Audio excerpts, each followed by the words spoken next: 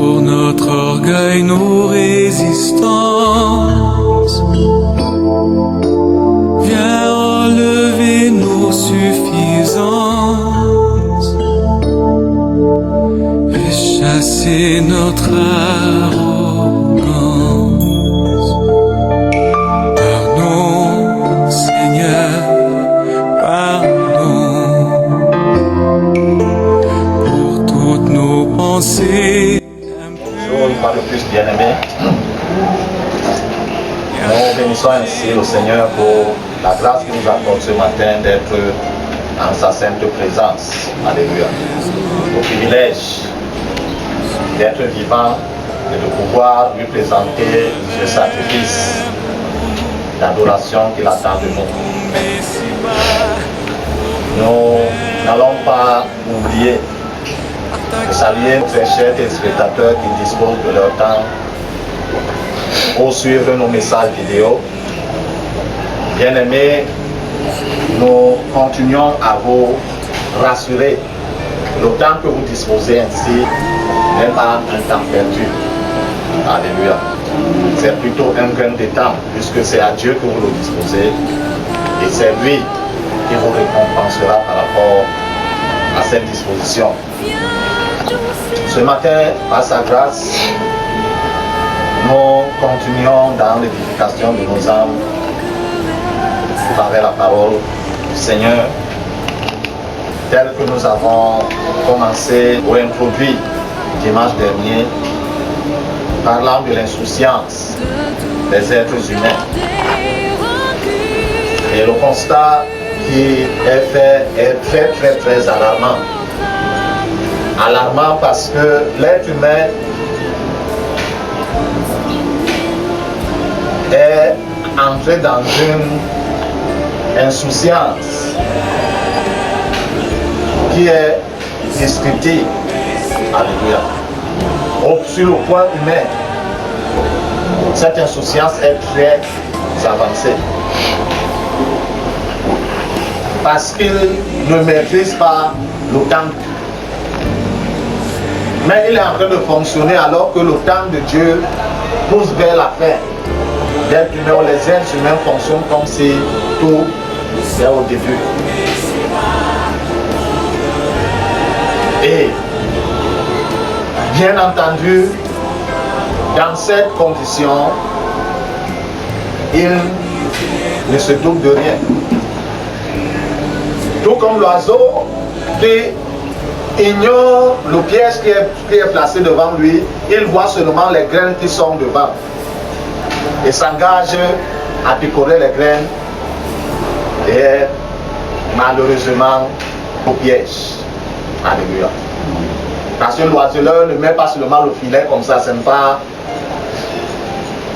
L'oiseau ne met pas un enfant pour dire qu'il va se mettre à jouer sur le filet. Alléluia. Lorsqu'il met le filet, il met également les graines. Afin que l'oiseau, il aperçoit seulement les graines et il se dit non, quelle bonne nourriture. Pendant qu'il est en train de picorer, c'est comme ça que le filet se renferme sur lui. Et c'est ce qui va se passer. Alléluia. Ce n'est pas une malédiction. C'est un constat qui est vrai et plusieurs seront pris au piège. Parce qu'ils ne se sont pas souciés pendant que le temps se faisait de leur éternité. La terre sur laquelle nous sommes n'est pas un lieu éternel. Sinon on aurait trouvé Adam vivant. Il sera encore vivant, mais il est mort. Alléluia.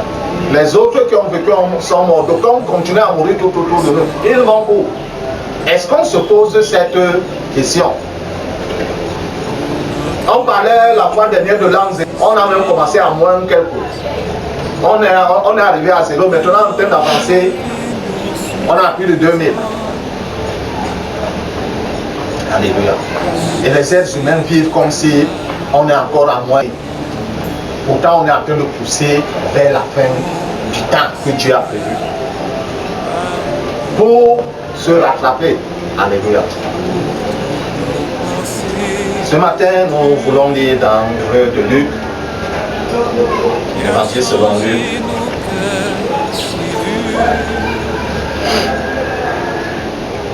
dans son chapitre 17. Nous lisons du verset 28 au verset 30. Luc 17, verset 28 à 30. Dans ma écrit, ce sera comme à l'époque de l'autre. Les hommes mangeaient, buvaient, achetaient, vendaient, plantaient, construisaient. Mais le jour où l'autre est sorti de Sodome, une pluie de feu et de soufre est tombée du ciel et les a tous fait mourir. Il en ira de même le jour où le Fils de l'homme apparaîtra. Alléluia. Tel que nous venons de lire, bien-aimés, le Seigneur lui-même s'exprimait, faisant allusion à son retour et prenant une image dans les mots de la vie de l'autre. Après qu'il s'est séparé de son oncle Abraham, il a migré jusqu'à arriver dans la ville de Sodome et de Gomorrhe. Il y a vécu pendant un certain nombre de temps. Malheureusement, il est entré dans une ville véritablement impie. Alléluia. Et après un bout de temps, Dieu qui connaissait Abraham, et donc il avait changé le nom en Abraham, et qui savait que l'autre était le neveu d'Abraham, voulant détruire la ville de Sodome, il a fallu tout de même qu'il en avertisse son nom. C'est ainsi que les anges de Dieu sont venus par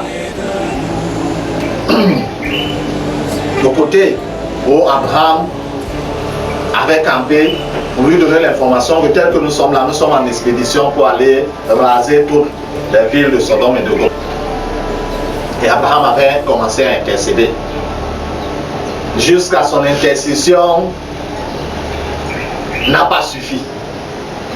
D'aucuns disent que Abraham aurait demandé qu'une seule personne. Est-ce qu'il y avait même une personne à Sodome?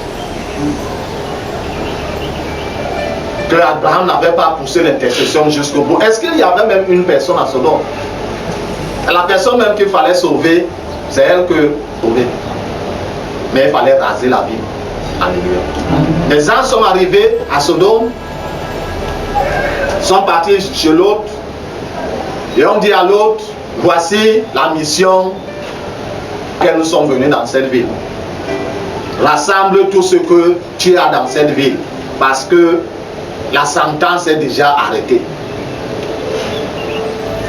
Et pour confirmer le degré de perversion qu'il y avait dans la ville de Sodome, les hommes de la ville, parce qu'ils ont vu des êtres humains, parce que les anges avaient pris la forme humaine pour rendre visite, pour venir, sortir l'autre en catastrophe de la ville de Sodome. Parce que c'était arrêté de par Dieu que la ville devait être rasée avec tous ses habitants. Il fallait donc sauver, ne serait-ce que l'autre. C'est on dit à l'autre, ouvre-nous la porte et amène-nous, fais-nous sortir les deux hommes qu'on a vus là, on veut les sodomiser.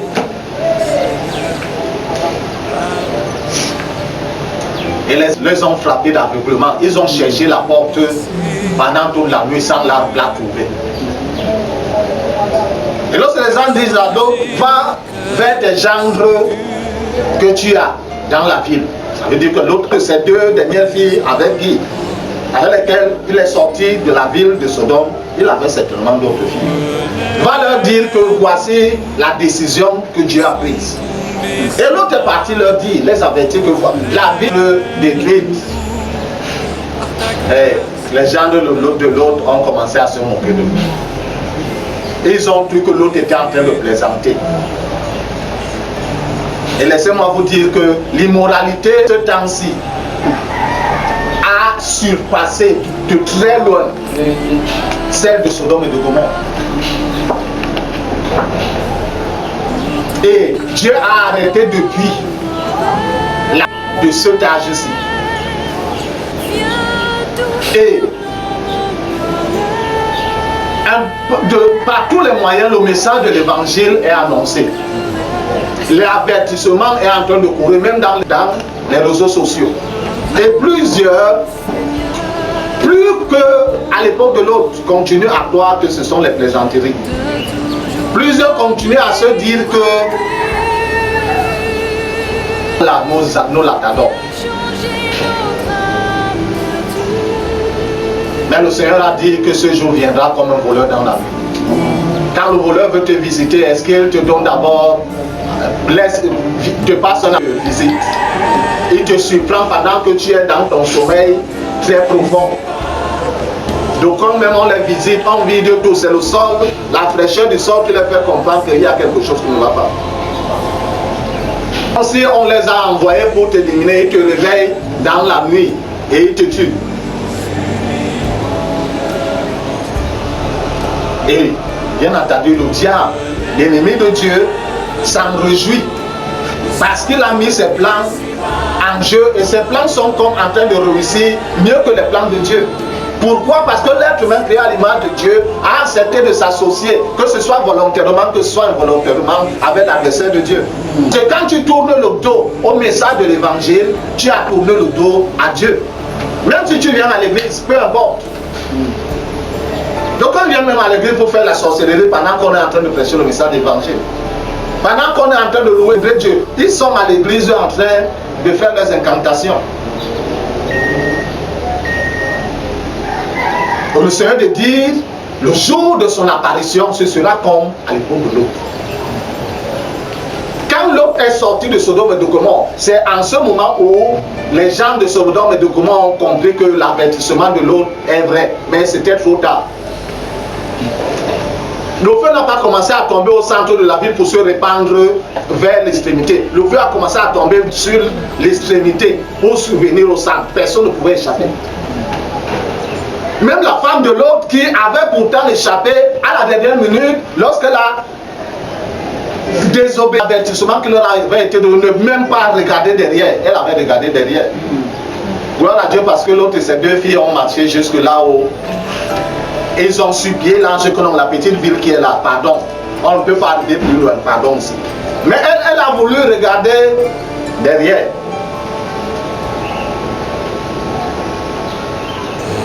L'autre et ses filles ont seulement arrivé à destination, c'est là où ils ont constaté que la maman n'est plus avec eux. Alléluia. De la même manière, les gens seront surpris. Parce qu'ils viennent. Alléluia. Ils viennent très très bientôt. Et là, sa parole nous dit que sa patience est pour que ceux qui peuvent se repentir, se racheter, avant le temps puissent se racheter.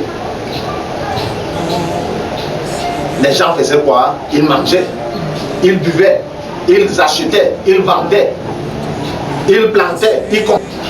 Il n'y a pas de mal dans cette activité. Alléluia. Il n'y a pas de mal dans cette activité. Le mal vient lorsque Dieu n'est pas au centre de l'activité que nous menons.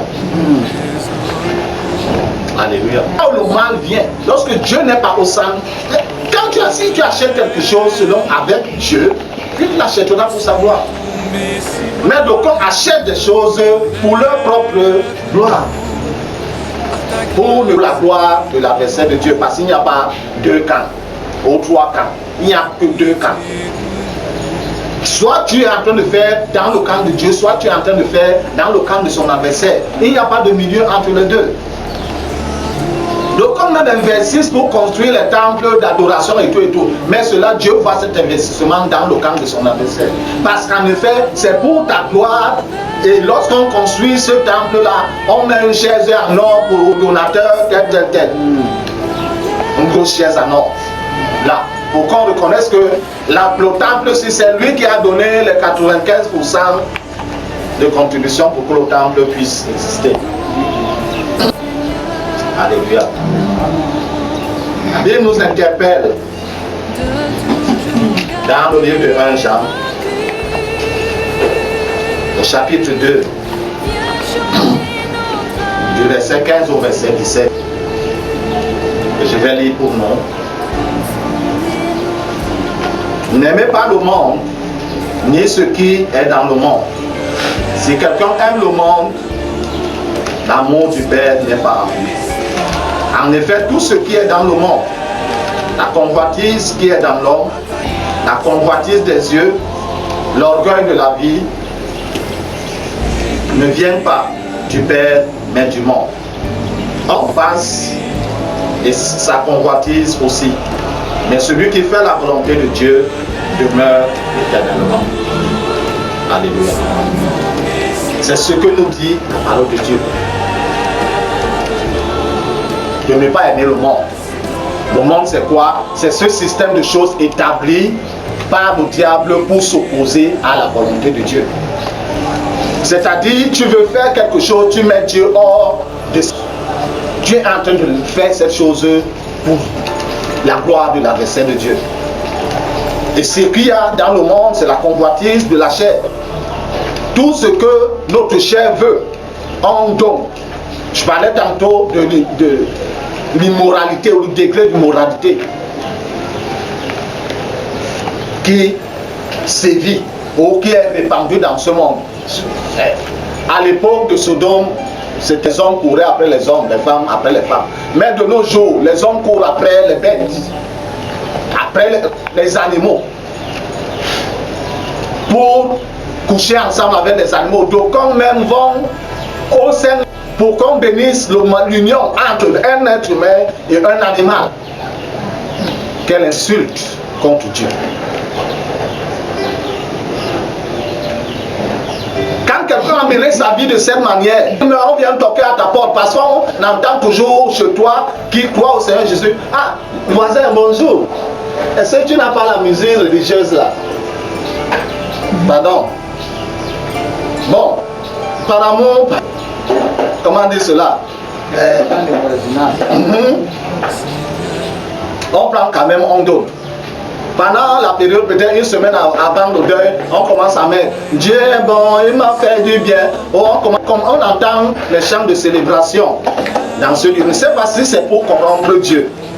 Quelqu'un qui a mené sa vie, toute son existence en Dieu. Quand on met le corps dans la mort, on veut maintenant dire à Dieu que non, celui-ci a été avec toi. Ou on veut le convaincre, ou on veut le forcer. Je ne comprends pas cela. Alléluia. On le fait pendant ce temps-là. Quand maintenant la neuvaine ou les funérailles, on met encore la musique là. Ça montre qu'il faisait quoi? Il se moquait de Dieu.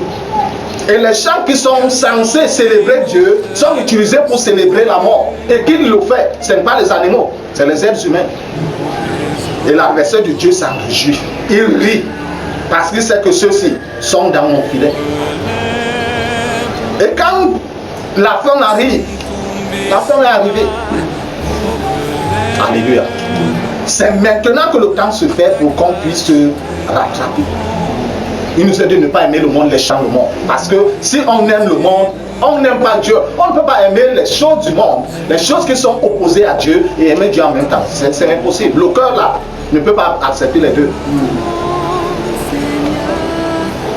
Comme le camp qui épouse la première femme, après il épouse la deuxième, après il épouse la troisième, après il épouse... Dans un seul cœur. Pourquoi Dieu n'a pas mis 10 000 cœurs? Est-ce que cela le dépassait? Il pouvait mettre 10 000 cœurs pour qu'on ait 10 000 femmes. Salomon a essayé. C'était sa femme, l'homme le plus intelligent sur cette terre. Quelle a été sa femme? Dans l'idolâtrie. Alléluia. Dieu interpelle l'humanité. Pendant que le temps se fait. Il dit que celui, le monde du Dieu n'est pas. Et le monde dans lequel nous sommes fait quoi? Est à la fin, passe. Tout ce qu'il y a ici, toutes les richesses, toute la gloire et toute la célébrité qu'on peut avoir. Mais seulement celui-là qui fait la volonté de Dieu, qui demeure éternellement. Que le Seigneur bénisse sa sainte parole dans nos cœurs, surtout que nous puissions la garder et la mettre en pratique. Parce qu'en ce jour-là, en fait, nous n'aura pas. On n'aura même pas de questions, on n'aura même pas à réagir, à répondre, parce qu'on verra les choses claires. Tu connaîtras ta position. Mais vaut mieux la connaître maintenant, essayer de changer, que d'attendre le dernier jour. Alléluia. Éternel Père de gloire, Dieu Tout-Puissant, j'élève davantage ma voix pour cette personne qui se disposera à écouter, Seigneur notre Dieu, ce message vidéo. Roi éternel, visite la personne. Rachète, oh Dieu, avant, Seigneur notre Dieu, qu'il ne soit trop tard. Ouvre l'entendement, la compréhension de la personne afin de l'attirer à toi. Parce que c'est pour cela que ton fils a donné sa vie sur la croix, pour le salut de l'humanité. Et daigne dans ta grande miséricorde encore, oh Dieu, secourir cette personne dans les situations de sa vie que tu connais mieux que quiconque. Père éternel, que ce soit la maladie, que ce soit la pauvreté, quel que soit le genre de problème, Seigneur, que ta main toute puissante s'étende et intervienne au nom de Jésus-Christ. Merci Seigneur éternel, parce que tu le fais au nom de Jésus-Christ Nazareth. Pour notre orgueil, nos résistances, viens relever nos suffisances et chasser notre arrogance.